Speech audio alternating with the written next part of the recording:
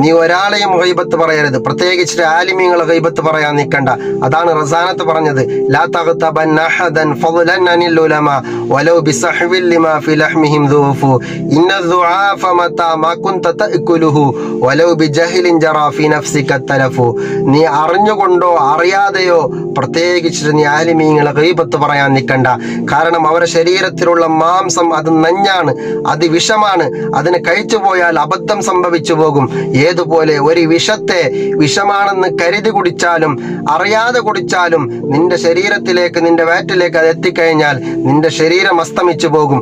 അതുപോലെ തന്നെ ആലിമീങ്ങളെ പച്ചമാംസം കൊത്തിവലിച്ചാൽ, ഗീബത്ത് പറഞ്ഞാൽ നിന്റെ ഈമാൻ തന്നെ റബ്ബ് ഊരിക്കളയുക തന്നെ ചെയ്യും. അതുകൊണ്ട് ആലിമീങ്ങളെ ജഡ്ജ്മെന്റ് ചെയ്യുന്നതിന് മുമ്പ് വളരെയധികം സൂക്ഷിച്ച് കൈകാര്യം ചെയ്യണം. ഇല്ലെങ്കിൽ ലിസാനുഹു ഇൻദൽ മൗത്ത്, അവസാനം മരണമാസന്നമാകുന്ന സമയത്ത് നിന്റെ നാവ് പെടഞ്ഞു പോകും ഈ കലിമത്ത് തൗഹീദ് ചൊല്ലാൻ കഴിയാതെ. അതുകൊണ്ട് ആലിമീങ്ങളെ കൈകാര്യം ചെയ്യുമ്പോൾ വളരെയധികം സൂക്ഷിച്ച് കൈകാര്യം ചെയ്യണം.